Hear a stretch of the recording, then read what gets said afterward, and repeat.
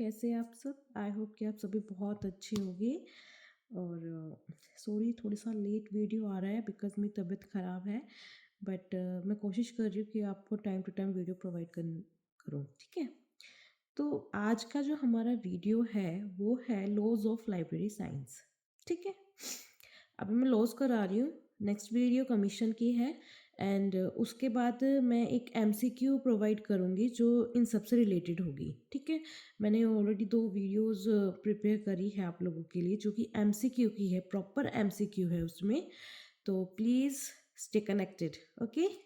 चलो आज का टॉपिक हम स्टार्ट करते हैं। The 5 laws of library science were enunciated in 1928 by doctor S R Ranganathan, the librarian of the university of Madras. जो हमारी लाइब्रेरी के 5 लॉज हैं वो 1928 में डॉक्टर एस आर रंगनाथन के थ्रू आए थे, जो कि लाइब्रेरियन थे कहाँ के, यूनिवर्सिटी ऑफ मद्रास के। उनकी जो फर्स्ट कंपोजिशन थी, एक्सपोजिशन जो उनका आया था, ये कब स्टार्ट हुआ था? ये जो प्रोविजनल एजुकेशन कॉन्फ्रेंस हमारी हेल्ड हुई थी चिंदबरम में दिसंबर 92 में, तब मतलब आप ये कह लो कि जब इनकी कॉन्फ्रेंस बैठी थी तब एस आर रंगनाथन ने इसके बारे में बात करी थी, ठीक है?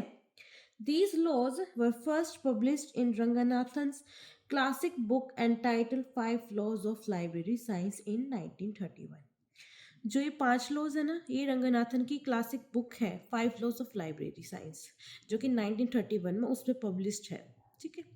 Five laws of library science are called the set of norms, percepts, guides to good practice in librarianship, ठीक है जी? Doctor S R Ranganathan conceive the 5 laws of library science in 1924, ठीक है? अच्छा, अभी जो लॉज है वो कौन से है? First, books are for use. Every reader has her books. Every book its reader.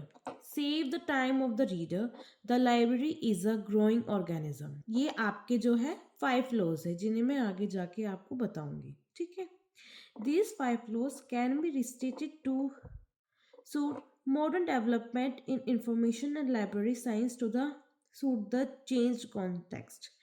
जो आपके ये 5 लॉज है ना, अगर हम आज की डेवलपमेंट के थ्रू बताए जाए तो वो आगे चेंज हो सकते हैं, वो मैं आपको बताऊंगी। अच्छा ठीक है, नेक्स्ट जो है वो मैंने यहाँ पे स्टार बना के ना लिखा हुआ है। जो डॉक्टर रंगनाथन थे ना, उन्होंने अपनी लाइब्रेरी का जो कोर्स किया था वो था उनका यूनिवर्सिटी ऑफ लंदन से, जो कि था स्कूल ऑफ लाइब्रेरियनशिप, कितने में, 1924 में, ठीक है? ये चीज़ भी आप एक बार नोट डाउन कर लेना, ये भी इम्पोर्टेंट है? मैंने आपको बताया था कि मॉडर्न टाइम के हिसाब से हमारे लॉज जो है वो इस तरह से भी यूज़ हो सकते हैं, जैसे documents information are for use. Every user his her document information. Every document information its user. Save the time of the user. Documentation information system is a growing organism, ठीक है? आप इन्हें ऐसे भी पढ़ सकते हो। अच्छा, तो अब हम करते हैं अपना फर्स्ट लॉ। हमारा फर्स्ट लॉ क्या है? Books are for use. Books किस चीज के लिए है? यूज के लिए। The first law constitutes the basis for library science. जो हमारा फर्स्ट लॉ है वो एक तरह से बेसिस है लाइब्रेरी साइंस का। First law truly demands that all efforts should be made to ensure that all the books kept in the library are used because it is created for use। जो first law है वो ये demand करता है कि एक library में ऐसा एफर्ट लगाया जाए जिससे कि जितनी भी बुक्स है लाइब्रेरी के अंदर उन सभी का यूज़ हो सके, ठीक है? इसके इम्प्लीकेशंस क्या है, लॉ के मैं आपको बताती हूँ। फर्स्ट है open access. Every reader is allowed to go to the shelfs and choose the book of interest. जितने भी रीडर्स लाइब्रेरी में आएंगे उन सभी को ये अलाउ है, उनके पास ये एक्सेस है कि वो लाइब्रेरी की जितनी भी शेल्फ्स है वहाँ जाकर अपनी फेवरेट बुक, इंटरेस्ट की बुक चूज कर सकते हैं। लोकेशन क्या होनी चाहिए ऐसी लाइब्रेरी की? ऐसी लाइब्रेरी की लोकेशन सेंट्रल होनी चाहिए, ठीक है? जहाँ के उसके आसपास के एरिया के जो लोग हैं वो इजीली लोकेट कर सके उस लाइब्रेरी को। अगर किसी इंस्टीट्यूशन की बात करी जाए तो वो भी उसके सेंट्रल में होनी चाहिए आपकी लाइब्रेरी। ताकि जो आपका पूरा इंस्टीट्यूशन है उसका फायदा ले सके। नेक्स्ट है हमारा library hour should kept open for long hours during the hours which suits to its readers the most. जो हमारी लाइब्रेरी है ना वो काफ़ी लंबे समय तक ओपन होनी चाहिए। जैसे कि आप ये कह लो मॉर्निंग में 8 बजे ओपन हो गई और रात को 10-11 बजे तक ओपन हो गई। और खासकर उस टाइम पे ज़रूर ओपन होनी चाहिए जहाँ पर रीडर्स ज़्यादा आते हो, उनकी टाइमिंग के हिसाब से हो। जैसे कि आप मान लो 3 से 5 के टाइम का जो टाइम हो गया हमारे वो रीडर्स का टाइम। अब ठीक है, स्कूल ऑफ हो गया, कॉलेज ऑफ हो गया, लाइब्रेरी में काम मिलेगा मिलेगा। या फिर अगर इंस्टीट्यूशन की लाइब्रेरी है तो आपको ये देख लो आप 10 बजे से लेके शाम के 4 बजे तक ओपन उसे कह सकते हो। ठीक है, आगे है library building and furniture. Building with pleasant natural electrical light, soothing interior, good looking furniture and chair. आपका पता है लाइब्रेरी में आपको ये सब चीज़ें चाहिए। एक नेचुरल लाइट भी चाहिए, इलेक्ट्रॉनिक लाइट भी चाहिए, इंटीरियर काफ़ी सूदिंग हो, मतलब लाइट हो, अच्छा हो देखने में, और फर्नीचर हो, चेयर हो, कंफर्टेबल हो। वो ऐसा नहीं है ऊबड़ खाबड़ सा रख दिया आपने, नहीं जी। कंफर्टेबली बैठने का पूरा सिस्टम होना चाहिए वहाँ। आपका ड्रिंकिंग वाटर का सिस्टम होना चाहिए वहाँ पर। ठीक है, और खाना तो खैर अलाउड करते नहीं है, बट हाँ पानी आप अगर अपने साथ लेके आ रहे हो तो पी लो उसे। ठीक है आगे करते हैं। अब आगे है book selection policy. Books should be purchased which are relevant to the needs of the readers. Books हमें वो परचेज करनी चाहिए जो हमारे रीडर्स की नीड को कंप्लीट करती हो। ठीक है, आपने लाइब्रेरी खोली हुई है, ठीक है, आपने लाइब्रेरी में बुक्स बेहद भरती, आप ये कह लो आपने सारी बुक्स भर दी, चाहे वो रीडर्स से रिलेटेड हो या ना हो। ठीक है, आपने सारी भर दी। मान के चलो कि आपकी लाइब्रेरी में 100 बुक्स है, ठीक है, और आपके पास जो आ रहे हैं रीडर्स आ रहे हैं वो अराउंड 80 है।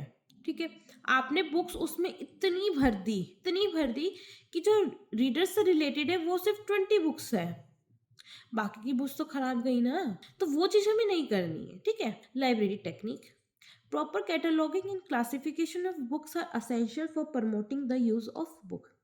प्रॉपर कैटलॉगिंग और क्लासिफिकेशन होना चाहिए बुक्स का, जिससे बुक्स का जो यूज हो वो अच्छे से कर सके। Publicity. The first law demands wide publicity of each and every book of a library. The librarian can bring out the list of new edition and latest arrival. First law ये demand करता है कि each and every book, जितनी भी library में each and every book है आपकी, मतलब एक एक किताब है, उसकी वाइड पब्लिसिटी होनी चाहिए। लाइब्रेरियन उसकी लिस्ट निकाल सकता है कि उसके पास कौन कौन सी बुक है या फिर कौन सा लेटेस्ट अराइवल आया है। ठीक है, उसकी लिस्ट निकाल के भी उसको पब्लिश कर सकता है वो। ठीक है, नेक्स्ट है लाइब्रेरी स्टाफ हमारा। Staff should help users to find their desired books. It will not only satisfy readers but also enhance library use. जो हमारा स्टाफ है, लाइब्रेरी का स्टाफ है, उसे क्या करना चाहिए? उसका काम ये है कि वो यूज़र्स की हेल्प करे उनकी डिज़ायर्ड बुक को चूज़ करने में। ठीक है, अब एक मान के चलो एक नया बंदा आता है लाइब्रेरी के अंदर, उसे नहीं पता लाइब्रेरी कैसे काम करती है, कैसे बुक ढूंढती है, उसे कहाँ उसकी जो बुक है रिलेटेड है, इंटरेस्टेड बुक है, वो कहाँ मिलेगी, वो मिलेगी भी या नहीं मिलेगी, वो किसके थ्रू ये सब अपनी जो बुक्स है वो चूज़ कर सकता है, किसके थ्रू करेगा? एक लाइब्रेरियन के थ्रू ही करेगा। लाइब्रेरियन से चाहेगा कि भाई मुझे इस टॉपिक से रिलेटेड ये वाली किताब चाहिए। आपका जो लाइब्रेरियन होगा वो आपको उस किताब तक लेके जाएगा। ठीक है, और उससे रिलेटेड और भी बुक्स आपको बताएगा ताकि वो हेल्पफुल हो। ओके जी। Reference service. Reference service aims to establish the right contact between the right reader and right book at the right time. जो हमारी रेफरेंस सर्विस होती है इसका एम ये होता है कि वो एक कॉन्टेक्ट एस्टेब्लिश करे, किसमें? राइट रीडर का राइट बुक से और राइट टाइम पर। ओके जी, ये तो था आपका फर्स्ट लॉ। अब आते हैं हम सेकेंड लॉ पे। Second law, every reader his her book. Every reader has an equal right to get book of his or her interest. जितने भी रीडर्स हैं उसका ये इक्वल राइट है कि उन्हें उनके इंटरेस्ट की किताब मिले। Every member of the community should be able to obtain materials needed. जितने भी कम्युनिटी के मेंबर हैं उन्हें उनकी पसंदीदा किताब मिलनी चाहिए, मटेरियल मिलना चाहिए जो कि उनकी नीड हो। ओके। अच्छा जी, अब इसके इम्प्लीकेशन देखते हैं, इसके इम्प्लीकेशन क्या होते हैं। Obligation of the state, state का क्या ऑब्लिगेशन होना चाहिए एक लाइब्रेरी के थ्रू। ठीक है। Coordination of the activities to ensure books for all, उनको ऐसी कोऑर्डिनेशन बनाना चाहिए एक्टिविटीज में जो कि एंश्योर करे कि बुक्स सभी के लिए हो। Providing finance by giving grants and by levying library cess, उन्हें क्या है एक स्टेट को ग्रांट प्रोवाइड करना चाहिए, किसे, एक लाइब्रेरी को। ठीक है। चाहे वो ग्रांट करे या फिर लेविंग लाइब्रेरी सेस ले। ठीक है, स्टेट से। Obligation of the library authority, एक लाइब्रेरी अथॉरिटी का क्या ऑब्लिगेशन होना चाहिए। It is desirable to know the requirement of the readers before selecting the books and so library authority should select staff for their library with professional competence। ये एक तरह से हमारी रिक्वायरमेंट है कि हमें पता हो कि हमारे रीडर्स को कौन सी बुक चाहिए, इसलिए लाइब्रेरी अथॉरिटी को ऐसा स्टाफ सेलेक्ट करना चाहिए जो कि प्रोफेशनल हो अपने काम पे। ठीक है। मैं लाइब्रेरी में गई, मैंने एक किताब मांगी, बट जो लाइब्रेरियन है उसे पता ही नहीं है वो किताब कहाँ है, उसे यही नहीं पता वो किताब रखी कहाँ है, कौन से सेक्शन में मिलेगी, तो उससे तो काम नहीं बनेगा ना। तो ऐसे प्रोफेशनल हमें रखने चाहिए जो हमें हेल्प कर सके। अब आता है library staff. Library staff should be cooperative and service minded, जो हमारा लाइब्रेरी का स्टाफ होना हो वो एक कोऑपरेटिव हो। ठीक है, जिसका जो सर्विस देने में एक्टिव हो। Library staff should form a bridge between readers and books, जो एक लाइब्रेरी स्टाफ होता है ना वो एक ब्रिज बनाता है किसमें, रीडर्स का और बुक्स का। Only then every reader will have his her book, तभी जाके जितने भी रीडर्स हैं उन्हें उनकी बुक मिलेगी। Second law strongly advocates user education program in libraries. Next है हमारा obligation of the reader. Reader की क्या ऑब्लिगेशन हो, रीडर्स की यही ऑब्लिगेशन होनी चाहिए कि जो लाइब्रेरी के रूल्स एंड रेगुलेशंस है वो उसे स्ट्रिक्टली फॉलो करें। ठीक है। अब आते हैं हम थर्ड लॉ पे अपना। Third law, every book it's reader. This law desires that every book in a library must find it reader. ये जो हमारा थर्ड लॉ है वो ये कहता है कि लाइब्रेरी के अंदर जितनी भी किताबें हो उनका एक रीडर जरूर होना चाहिए। ठीक है। It implies that there should be maximum use of books by their users। ये कहता है कि लाइब्रेरी के अंदर जितनी भी बुक्स हो वो सभी रीडर्स यूज करें। ठीक है। मान के चलो आपने किताब खरीद ली, लाइब्रेरी में लाके रख दी, लेकिन रीडर्स उस बुक को चूज ही नहीं कर रहे, उसे यूज ही नहीं कर रहे, तो एक बात बताओ उस किताब का लाइब्रेरी के अंदर क्या फायदा। वो रखी रखी खराब हो जाएगी ना भाई। तो लाइब्रेरी में उन्हीं किताब का होना जरूरी है जो कि रीडर्स यूज कर सके। ठीक है जी। सॉरी अगर आपको मेरे बेटे की रोने की आवाज आ रही हो, वो भी 2-3 दिन से बहुत ज्यादा फंसी है। एक्चुअली उसकी भी तबीयत खराब है, मेरी भी तबीयत खराब है, फिर उसके दांत भी निकल रहे हैं अभी, इसलिए ना वो कुछ ज़्यादा ही फंसी हो रहा है, रो रहा है, तो उसके लिए सॉरी। चलो ठीक है, हम आगे करते हैं, आपको डिस्टर्बेंस होगी इसलिए मैंने आपको थोड़ा सा बता दिया कि रोने की आवाज़ आए बैकग्राउंड से। तो आगे हम करते हैं इम्प्लीकेशंस क्या है हमारे थर्ड लॉ के। फर्स्ट है हमारा open access. It is one of the effective ways to ensure that the maximum number of books are seen by the readers. Open access में थर्ड लॉ ये कहता है कि हमें ऐसे इफेक्टिव वेज यूज करने चाहिए जिससे जो रीडर्स है वो मैक्सिमम नंबर ऑफ बुक्स को देख सके। एक टॉपिक है साइंस में, प्लांट्स का ले लो जी आप। ठीक है। अब प्लांट्स में आपको क्या लगता है किस तरह के प्लांट्स की किताबें होंगी, कोई छोटे लेवल की तो होंगी नहीं, एडवांस लेवल की भी मिलेंगी वहाँ पे। स्टार्टिंग करेंगे कि जी आप ये जो हमारे ये जो प्लांट्स है ये हमें हमारे अंडर वाटर के हैं, ये हमारे प्लांट्स जो मेनली डेजर्ट में है।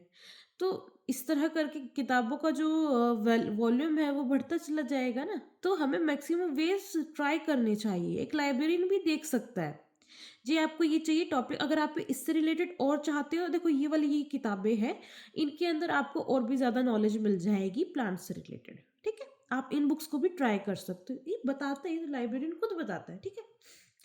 आगे है book selection. Difficulties of the third law can be minimised bye adopting a well balanced book selection policy.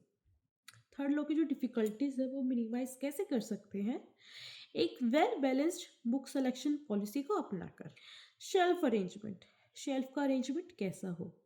If the books are arranged so that the subjects get arranged according to the degree of mutual relationship, then each book would have a higher probability of getting is read. हमें books को इस तरह arrange करना चाहिए जो हमारा mutual relationship हो books का वो बन सके, जिससे कि प्रोबेबिलिटी ज़्यादा हो रीडर्स की किताब को देखने की, उन्हें पढ़ने की। अब मान के चलो आप एक साइंस के सेक्शन में चले गए। साइंस आपका एक नॉर्मली आप ये कह लो सिर्फ प्लांट्स और एनिमल्स का नहीं है, वो उससे भी ज़्यादा ऊपर लेवल का है यार, उसमें और भी बहुत सारी चीज़ें हैं।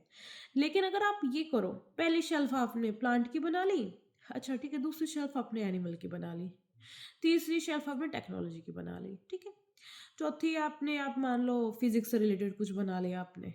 ऐसा नहीं होगा। अगर आपने प्लांट की रखी है तो प्लांट से रिलेटेड सारी किताबें वहाँ होनी चाहिए, आप ऊपर नीचे नहीं कर सकते, प्लांट है एनिमल है फिर प्लांट है फिर टेक्नोलॉजी, ऐसा नहीं कर सकते, ठीक है। Easy accessibility, books should be placed with in easy reach of its reader. जो बुक्स है उनके ईजी रीच पे होनी चाहिए। जैसे कि आप मान लो बुक्स की शेल्फ का साइज 6 फुट तक का है, ओके, 6 फुट तक का है, तो एक नॉर्मल आदमी की हाइट भी इतने तक की होती है, चलो 6 फुट ना करो 5 फुट तक कर लो, ठीक है।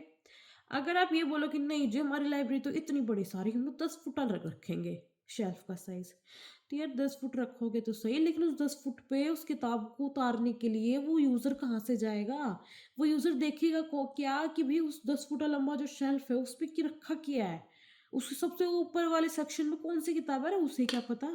तो हमें इस तरह अरेंजमेंट करना चाहिए कि ये हर एक यूज़र देख सके कि कौन से शेल्फ पे कौन सी बुक रखी हुई है, ठीक है। अब आते हैं cataloguing. Proper cataloguing of books is very important as ever though there may be well planned arranged books on the shelves but they are incapable merely by itself। एक कैटलॉगिंग ना बहुत ज़रूरी होती है। कैटलॉगिंग, प्रॉपर कैटलॉगिंग होनी चाहिए जिससे कि यूज़र अपनी जो शेल्फ है जाकर वहाँ देख सके कि कौन कौन सी किताब कहाँ रखी है। अब किताब तो खुद ये नहीं बोलेगी ना कि आ यूज़र मेरे को देख, आ रीडर मेरे को पढ़, ऐसा कुछ नहीं है। आपको वेल प्लान करके सारी किताबें रखनी पड़ेगी ताकि यूज़र्स जब उस किताब को लेने जाए तो उसे और हेल्पफुल हो साइड की किताबों से, ठीक है। Extension service. Library attract readers by converting itself into a cultural and social center. जो एक लाइब्रेरी है वो किस तरह रीडर्स को अट्रैक्ट कर सकती है, अपने आप कन्वर्ट करके किसमें, social and cultural social centre में, ठीक है। Our library does this by organizing as exhibition, musical concerts, celebration of national local festivals. This attempt will bring readers and books together. एक लाइब्रेरी क्या कर सकती है, ऑर्गेनाइज कर सकती, क्या एग्जीबिशंस ऑर्गेनाइज कर सकती है, म्यूजिकल कॉन्सर्ट ऑर्गेनाइज कर सकती है, सेलिब्रेशन ऑफ नेशनल और लोकल फेस्टिवल्स को ऑर्गेनाइज कर सकती है। इससे क्या होगा, इससे ये होगा जो हमारी बुक्स है और वो जो रीडर्स है वो पास आ जाएंगे, ठीक है। नेक्स्ट है हमारा फोर्थ लॉ। फोर्थ लॉ क्या है, save the time of the reader. Reader का टाइम सेव करना है, कैसे करेंगे हम? This law is a recognition that part of the excellence of library science is its ability to meet the needs of the library user friendly। ये जो law है हमारा ये क्या कहता है कि लाइब्रेरी साइंस में ऐसी एबिलिटीज़, लाइब्रेरी के अंदर ऐसी एबिलिटीज़ हो जो कि जितने भी यूज़र्स हैं उसकी नीड को कंप्लीट कर सके फ्रेंडली वे में। इम्प्लीकेशंस देखते हैं। Open access, readers can themselves go to the shelves to search their books. जो रीडर्स है वो शेल्फ तक जा सकती हैं अपनी किताब ढूंढने के लिए। Location, the location of the library is of great importance, it must be centrally located. जो लाइब्रेरी की लोकेशन हो वो एक सेंट्रल वाली होनी चाहिए जो कि ग्रेट इंपॉर्टेंस प्रोवाइड करती है, ठीक है। Shelf arrangement, classification and cataloging. Books should be arranged or shelves according to the classification number. The library catalog should aim to provide different approaches to the users. देखो जी, जो हमारी books हो या फिर जो शेल्फ्स हो, वो क्लासिफिकेशन नंबर के थ्रू अरेंज होने चाहिए, ठीक है? उससे क्या होगा, जो हमारा कैटलॉग होगा वो प्रोवाइड कर पाएगा अप्रोचेस यूजर्स को, डिफरेंट डिफरेंट अप्रोचेस प्रोवाइड कर पाएगा यूजर्स को। अच्छा, स्टैक रूम गाइड्स क्या होता है? The library should provide an efficient system of stack room guides. एक लाइब्रेरी को ना ये प्रोवाइड करना चाहिए, स्टैक रूम का जो सिस्टम होता है ना वो प्रोवाइड करना चाहिए। It will be quite useful to keep it at the entrance of the stack room, और ये काफ़ी यूजफुल होगा अगर वो एंट्रेंस पे हो। The whole plan of the room indicating the position of books, racks and classes of book in them. और इसमें क्या होगा, इसमें जो पूरी आपकी लाइब्रेरी की पोजीशन होगी ना, शेल्फ्स की पोजीशन होगी, बुक्स की पोजीशन होगी, वो इसके अंदर होगी। इश्यू और return, time saving technique for circulation to books should be used. Time saving technique use होनी चाहिए बुक्स का लेने देने के लिए, ठीक है? जिससे क्या होगा, यूजर्स को ज़्यादा टाइम स्पेंड नहीं करना पड़ेगा अपनी किताब लेने के लिए या फिर इशू कराने के लिए या फिर वापस देने, ठीक है जी? अब है reference service. The reference staff establish a contract between the book and the readers by providing reference service. जो रेफरेंस स्टाफ होता है हमारा, वो एक कॉन्ट्रैक्ट बनाता है किताब और रीडर के बीच में, ठीक है? अपनी रेफरेंस सर्विस प्रोवाइड करने के बाद वो एक रीडर और एक बुक के बीच में एक कॉन्ट्रैक्ट बनाता है, ठीक है? या अगर लॉन्ग रेंज हो या फिर शॉर्ट रेंज हो, जिससे कि रीडर्स का टाइम सेव हो सके, ठीक है जी? Documentation service, substantial time of readers is wasted in the literature search. आपको पता है कि जब किसी रीडर को कोई लिटरेचर चाहिए होता है, फिर कोई मटेरियल चाहिए होता है, वो काफ़ी सारी किताबों को छान मारता है, ठीक है? उससे क्या होता है, उसका टाइम वेस्ट हो जाता है। तो एक लाइब्रेरी को ना डॉक्यूमेंटेशन सर्विस प्रोवाइड करनी चाहिए, जिससे क्या होगा, रीडर का जो टाइम होगा ना वो सेव हो जाएगा। ओके, ये था हमारा फोर्थ लो। अब करते फिफ्थ लो की बात। The library is a growing organism. जो लाइब्रेरी है हमारी ग्रोइंग ऑर्गेनिज्म है, कोई कीड़ा नहीं है, कोई ऑर्गेनिज्म नहीं है। आप साइंस वाला मत समझना इसे। ग्रोइंग ऑर्गेनिज्म का यहाँ मतलब ये आएगा कि जो हमारी लाइब्रेरी है वो डेवलप होती रहती है टाइम टू टाइम, ठीक है? आपको पता है कि इंडिपेंडेंस के टाइम पे हमारा कोई कंप्यूटराइजेशन सिस्टम तो था नहीं, हाथ से सारा काम होता था। बट जैसे जैसे मॉडर्न टेक्निक आती गई, हमारी लाइब्रेरी में डेवलपमेंट होता गया। जहाँ पे हाथ से काम हुआ जाता था, वहाँ कंप्यूटर के थ्रू अब काम होने लगे। आपको पता है इतने सारे सिस्टम आ चुके हैं अब कि हम लाइब्रेरी में उन सिस्टम्स को यूज़ करते हैं। ओके, तो इस हिसाब से एक ऑर्गेनिज्म है जो कि ग्रो होता जाता है time to time. A library is a social institution and its will keep growing like an organism. जो हमारी लाइब्रेरी है वो एक सोशल इंस्टीट्यूशन है और ये ग्रो करती रहेगी एक ऑर्गेनिज्म की तरह। A library will grow in terms of documents, readers, staff, ठीक है? वो कहाँ ग्रो करेगी? ये तो डॉक्यूमेंट्स में करेगी, फिर रीडर्स में करेगी, स्टाफ में करेगी। This law focused more on the need for internal change than on change in the environment itself. जो ये वाला लॉ है ना, वो इंटरनल चेंज में ज़्यादा फोकस करता है बजाय कि इन्वायरमेंटल इटसेल्फ के ऊपर, ठीक है? अब देखते हैं इसका इम्प्लीकेशन क्या होता है। बैलेंस्ड ग्रोथ, एक बैलेंस्ड ग्रोथ होनी चाहिए। The collection should grow in all the areas of subject keeping in view the needs and requirement of the readers. जो कलेक्शन होना चाहिए ना हमारा किताबों का, वो रीडर्स की नीड को लेकर, ठीक है, उसी में ग्रो करना चाहिए। अगर आपको पता है कि आपका जो एरिया है या फिर आपके जो रीडर्स है वो पर्टिकुलर एक सब्जेक्ट को लेके ज़्यादा डिमांड करते हैं, तो आपको उसी पर्टिकुलर सब्जेक्ट को लेकर और बुक्स अपनी लाइब्रेरी में चाहिए, ठीक है? जिससे आपके जो रीडर्स हैं उनकी हेल्प हो जाएगी। तो एक बैलेंस ग्रोथ की तरह काम करेगा यहाँ पर ये। Casting of the old and preserving valuable books.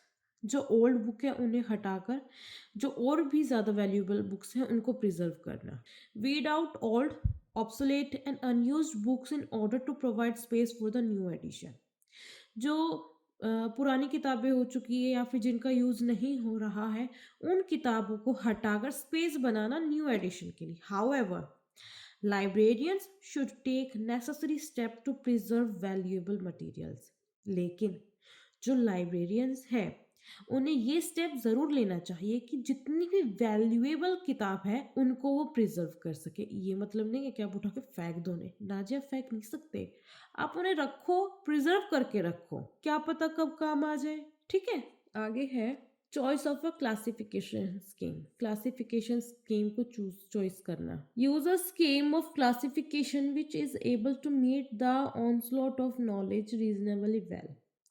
Classification की एक स्कीम का यूज़ करना, जिससे क्या होगा कि जितनी भी हमारी रिक्वायरमेंट है वो कंप्लीट हो जाएगी। Choice of catalogue code. Use a catalogue code which is able to provide treatment to all kinds of library materials that acquired as well as new materials likely to be acquired in future.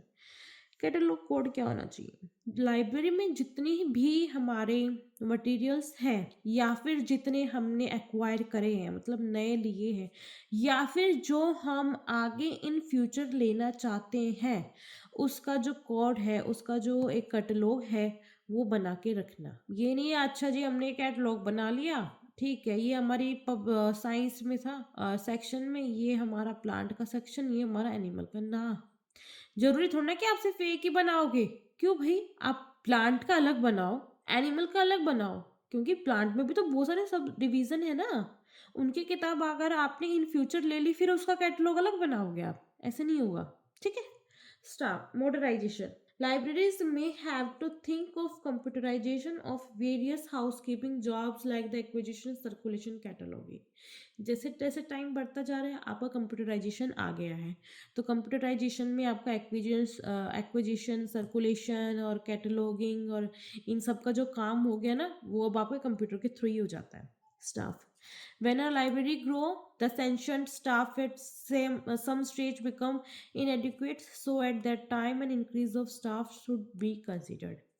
जैसे जैसे आपकी library grow करेगी, आपके पास मान के चलो अभी आपकी लाइब्रेरी छोटी है तो आपने सिर्फ 4 स्टाफ ले रखे हैं, लेकिन इन फ्यूचर आपकी लाइब्रेरी बड़ी होगी, ठीक है, तो वो 4 स्टाफ में काम नहीं हो पाएगा, आपको और स्टाफ मेंबर चाहिए। तो उसके लिए क्या होगा, आपको और रिक्वायरमेंट चाहिए होगी स्टाफ की। Library building provision for future. While planning and designing a library building, there should be a provision for the expansion of the building both horizontally and vertically. जब एक लाइब्रेरी बनाने का या डिज़ाइन और plan करने का time आता है, तो लाइब्रेरी के अंदर हमें ये प्रोविज़न दिया जाता है कि हम उसके हॉरिजॉन्टली और वर्टिकली डेवलप होने का स्पेस छोड़ सकें। ठीक है। Safeguard. As a number of readers increase, the problem of theft of books from the library becomes acute, especially in the open access system. देखो जी, सेफ गार्ड, जब हमारे लाइब्रेरी में किताबें बढ़ती हैं, ठीक है, जब ज़्यादा रीडर्स आने लगते हैं तो इस चीज़ का डर रहता है कि कभी किताब चोरी ना हो जाए। तो इसके लिए क्या करना होगा, हमारी एंट्रेंस और जो एग्जिट होगी वो हमें सेम करनी होगी। जितने भी रीडर्स है, स्टाफ है, उन्हें चेकआउट करना होगा कि किसी के पास अननेसेसरी बुक तो है नहीं। खिड़कियाँ होगी, उनके ऊपर आप बार्स वगैरह लगा सकते हो जिससे कोई किताब चोरी ना हो। ठीक है। आजकल तो सीसीटीवी भी है, तो अपना वो भी आप लगा सकते हो लाइब्रेरी के अंदर, जिससे आपको पता चलता रहे क्या हलचल हो रही है लाइब्रेरी के अंदर। ठीक है। तो आपका 5 फ्लोर्स ऑफ लाइब्रेरी यहीं ख़त्म होता है। तो आप इसे अच्छे से पढ़ लेना, क्योंकि 5 फ्लोर्स ऑफ लाइब्रेरी आपके क्वेश्चन पूछे जाते हैं कि ये कौन सा लॉ कहाँ इम्प्लीकेट होता है, वो वाला लॉ कहाँ इम्प्लीकेट होता है। तो आपको पता होना चाहिए कौन कौन से इम्प्लीकेशंस कहाँ यूज़ हो रहे हैं उसके अंदर। ठीक है। आज की जो वीडियो थी उसमें सिर्फ इतना ही। आपको अगर कुछ लगा हो, कोई कमी है, तो do comment and tell me about that. और फिलहाल के लिए सिर्फ इतना ही। Thank you, good bye.